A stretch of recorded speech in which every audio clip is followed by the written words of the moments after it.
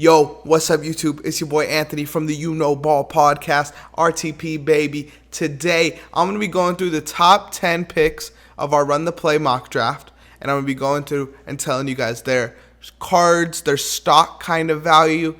My inspiration for this is I've been in my card era, okay, boys? I've been in my card era. I got this card, Acuna's return hit. Shout out Joseph, he got me it for graduating. And I also got my wrestling cards, if you guys know me, man.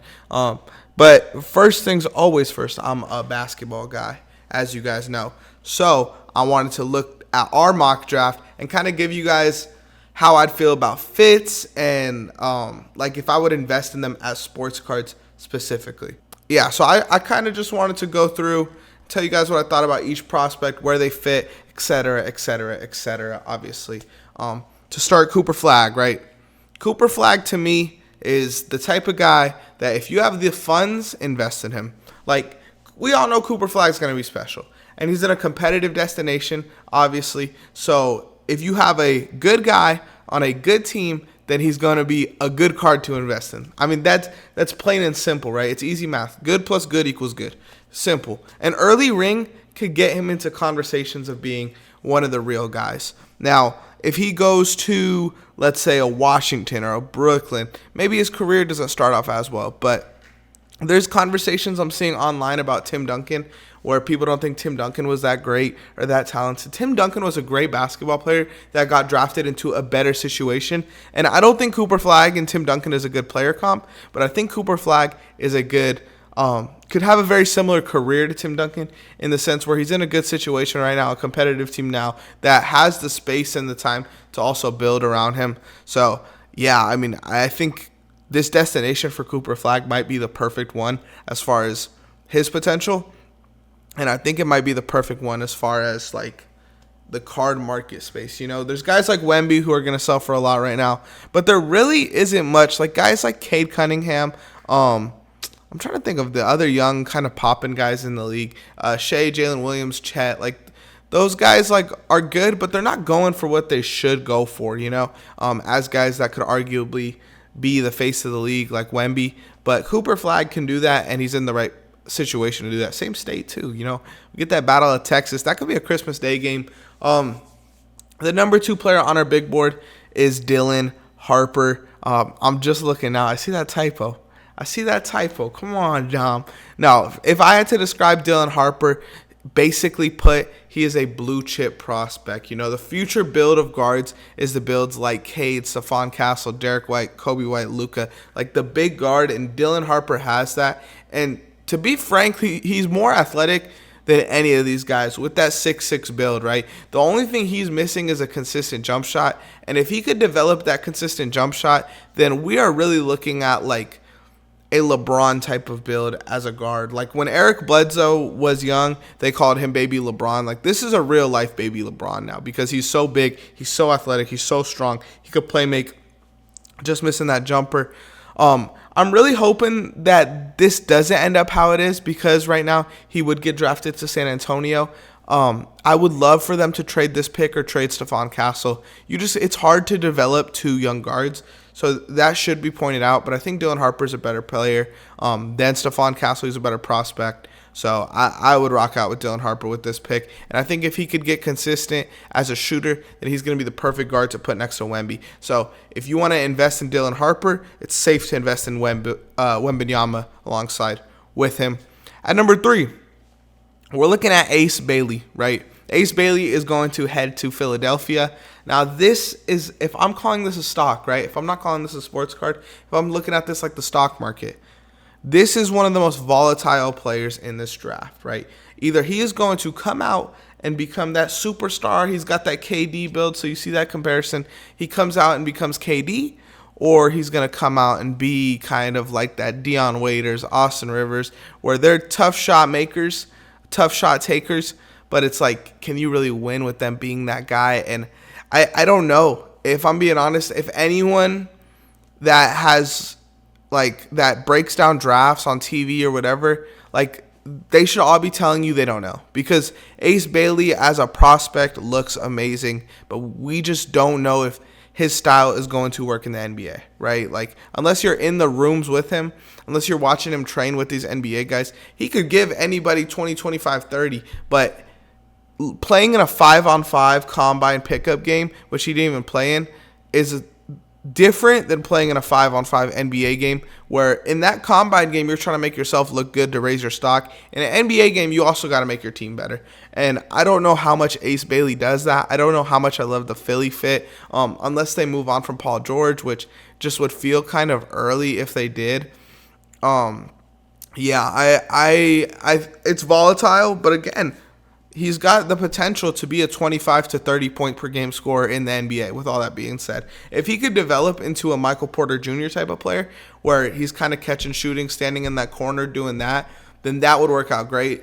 But I don't know. I really don't know. He's volatile as hell. If you're a risk taker, if you're a big baller, buy Ace Bailey stock. But if you're kind of on the lower end, I would maybe play for something a little bit safer. The next guy we're going to talk about is VJ Edgecombe. Now, VJ Edgecombe in our mock draft is going number 4 to the Charlotte Hornets. And my note for him is nothing to go to the bank for. I think VJ Edgecombe is going to be a good NBA player. I'm a fan of VJ Edgecombe.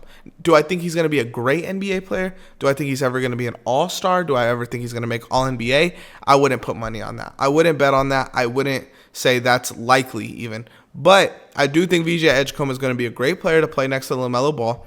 I think he's going to be a human highlight tape next to LaMelo Ball. He's going to be dunking on dudes all season. He's one of the best defenders in the draft, but it's just not the type of player that has a crazy card stock. You know, he might average 12 as his career best, 13 as his career best. But if you watch him, you're going to see the impact. I would maybe compare that to like a Caruso. Maybe we get that Amen Thompson-like buzz that we're getting now, because he has elite defense and athleticism without a consistent jumper. But I just don't think it's likely, bro. If I'm being transparent, I don't think it's likely that he is like that guy. Now, before we get into number 5, which is Derrick Queen, let's hear a word from our sponsor. Boom Fantasy. Baseball's in full swing this summer, and if you're someone who knows ball, you need to check out Boom Fantasy. You could cash out if you predict things like hits, strikeouts, and RBIs. Boom's the only platform you could cash out 500 times your money on just a 2-leg parlay. If baseball isn't your thing, the WNBA is also in full swing this season, and there's a lot of superstars making their names for themselves. I've been loving cashing out on Angel Reese overs because everyone's just hating on her. If you never heard of this platform before, or if you don't know betting's for you,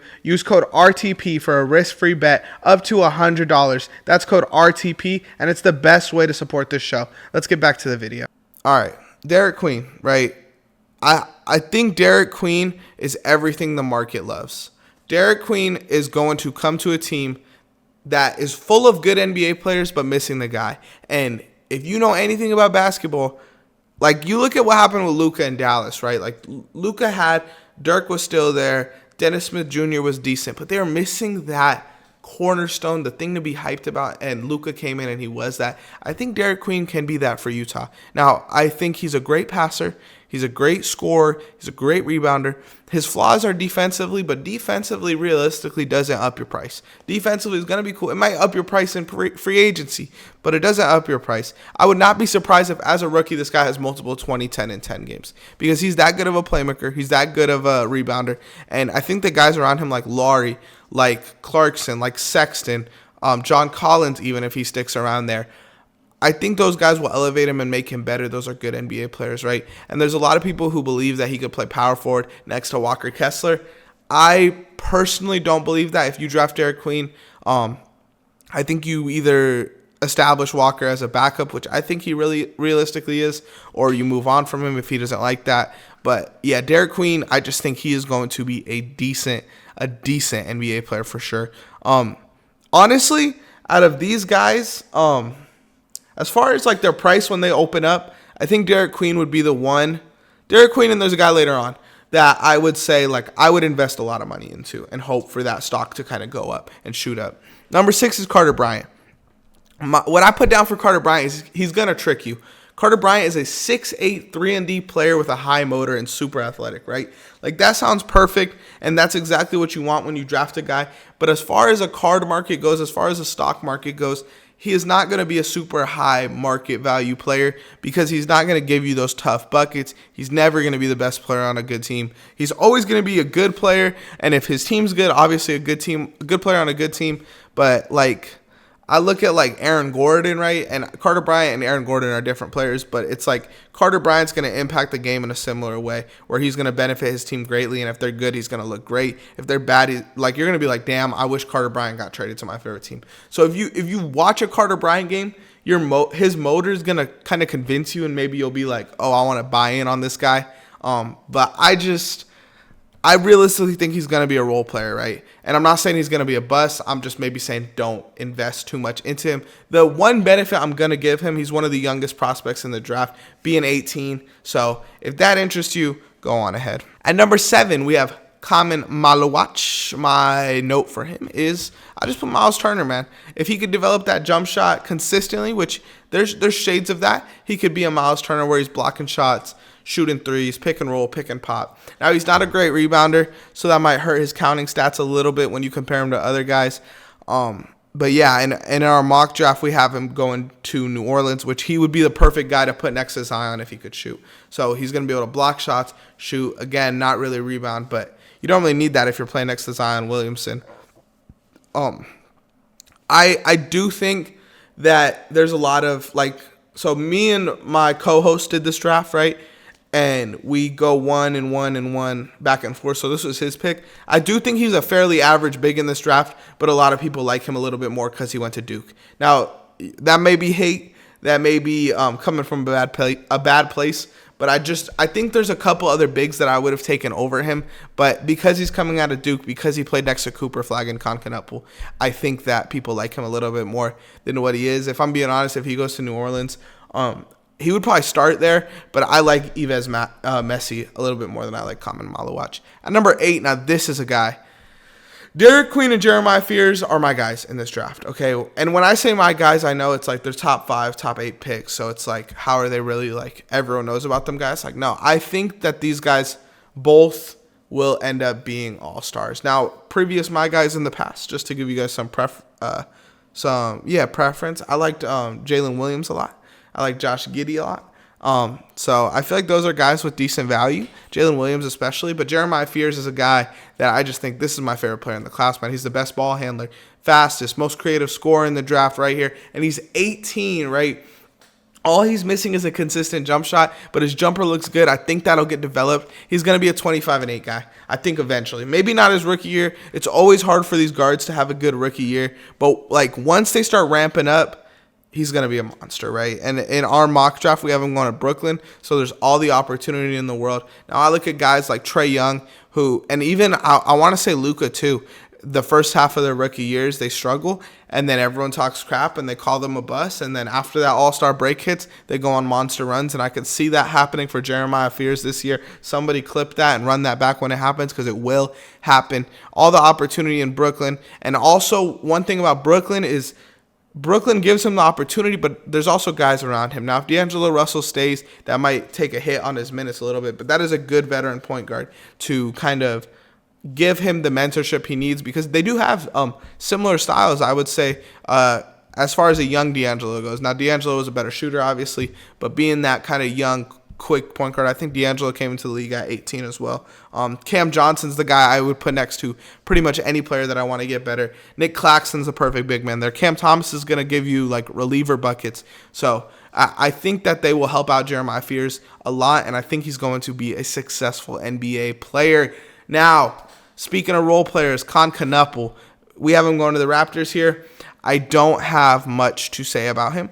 He's just going to be a shooter. He has a little bit of playmaking upside to him, but I just think he's going to be a Jag in Toronto. Now, if you don't know what a Jag is, when Jerry Jeudy was drafted, Steve Smith called him a Jag, just another guy. He's going to be just another guy in Toronto. I'm sorry, Con. I think you're going to be a good NBA player. I think as far as these guys go, he has one of the highest floors, because you know he's going to go in there and he's going to shoot 37% from 3. He's not going to make any stupid plays that are going to sell you. The game Cooper Flag got hurt, Concanapple stepped up and he took that team and they won the game because of Concanapple. But I wouldn't invest in him because I think he's going to be a role player. I don't think he's better than Grady Dick, and Grady Dick plays next to him, so I just want to put that out there as well. And last but not least, number 10, we have Jace Richardson. Now, Jace Richardson, to me, is one of the most sneaky long-term investments that we had in this mock draft, right? I think that what we learned from the Rockets this season was when Fred VanVleet goes down, they desperately needed another point guard. That Amen Thompson at point guard stuff, it was fun. It was fun, don't get me wrong. But it wasn't leading to winning basketball. When Fred VanVleet was there, they were always the 2 seed. He goes down, they go into that 4 to 5 range, and then he comes back and they're the 2 seed. So having a guy like Jace Richardson, to me, I see a lot of like Memphis Mike Conley in his game, where he's just a very conservative, safe point guard. But now that might not be the guy where you're like, oh, well, Anthony, he's a safe guy. Like, he's not a high ceiling. Like, Mike Conley, he averaged 18 and 6, 18 and 7, whatever. Now, imagine if that Mike Conley played on a championship level team, right? Because we could all admit that what Houston is building is pretty special. So I think Jace Richardson is a guy that if he landed in the situation, it would level him up. If Mike Conley had 4, 3 rings, whatever, and I'm not saying Houston could do that, but there's potential there, then he would be looked at in a different light. He would be looked at as like a first ballot Hall of Famer. Right now, I feel like when Mike Conley retires, he's going to get forgotten by casual NBA fans. If he had 3 rings, he wouldn't be. Everyone would be like, oh, remember Mike Conley? He was so good. Now, Jace Richardson could fall in that mode and be a 17, 6, and 5 guy, right? Play 15 to 20 years in the NBA, 15 to 18 years. I'm not going to say 20 because that's OD. And let's say win 3 rings. In the best case world where he's starting, maybe he's not the best player on the team, but he's the point guard of the team. That's the leader of the team.